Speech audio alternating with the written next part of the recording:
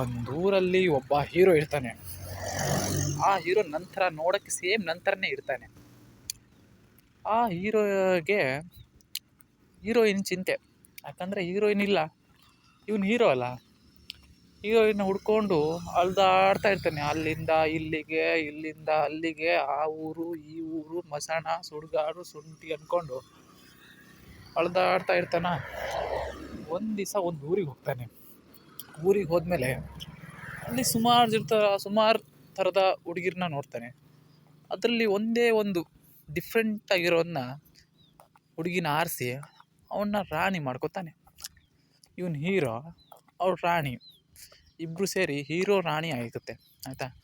ಹಿಂಗೆ ಒಂದು ದಿವಸ ಹೋಗ್ತಾನೆ. ಹೋಗಿ ನಾನು ನಿನ್ನ ಇಷ್ಟಪಡ್ತಾ ಇದ್ದೀನಿ, ನಾನು ನಿನ್ನ ಮದುವೆ ಆಗಬೇಕು ಅಂದ್ಕೊಂಡಿದ್ದೀನಿ ಅಂತ ಹೇಳ್ತಾನೆ.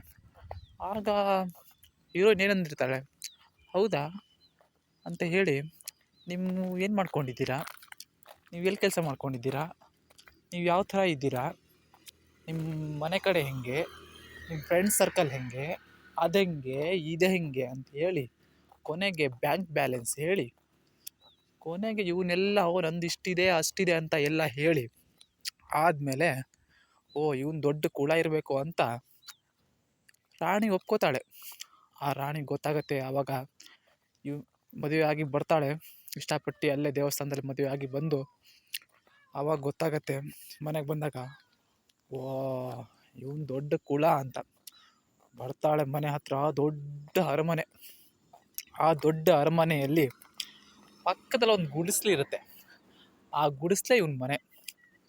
ನೋಡಿ ಆಶ್ಚರ್ಯವಾಗಿ ಹೋಗಿ ನಾನು ನಿನ್ನೆ ಮದುವೆ ಆದ್ನಲ್ಲ, ನೀನೆಂಥ ತಗಡು ಇದೆಯಾಕು ಅಂತ ಹೇಳಿ ಬೈದು ಕೊನೆಗೆ ವಿಧಿ ಇಲ್ಲ ಅಂತ ಅವಳ ಜೊತೆ ಸಂಸಾರ ಮಾಡೋಕ್ಕೆ ಶುರು ಮಾಡ್ತಾನೆ.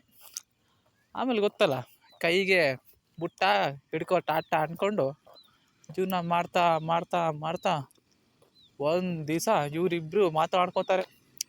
ನಾವು ಎಲ್ಲರ ಥರ 4 ಜನ ಥರ ನಾವು ಬೆಳಿಬೇಕು, ಎದ್ದು ನಿಲ್ಲಬೇಕು, ನಮ್ಮದು ತೋರಿಸ್ಬೇಕು ಅಂತ ಅಂದ್ಕೊಂಡು ಕಷ್ಟಪಟ್ಟು ದುಡಿತಾರೆ ಅಂದರೆ ಕತ್ತೆಗಿಂತ ಕಡೆ, ನಾಯಿಗಿಂತ ಕೀಳಾಗಿ ದುಡಿತಾರೆ. ಇಬ್ಬರು ದುಡಿದು ಎಲ್ಲ ಸೇವ್ ಮಾಡ್ತಾರೆ. ಮನಿ ಸೇವ್ ಮಾಡಿ ಒಂದು ಮನೆ ಕಟ್ತಾರೆ. ಮನೆ ಕಟ್ತಾ ಕೊನೆಗೆ ಮಕ್ಕಳು ಆಗತ್ತೆ. ಕೊನೆಗೆ ಸಂಸಾರ ಚೆನ್ನಾಗಿರುತ್ತೆ.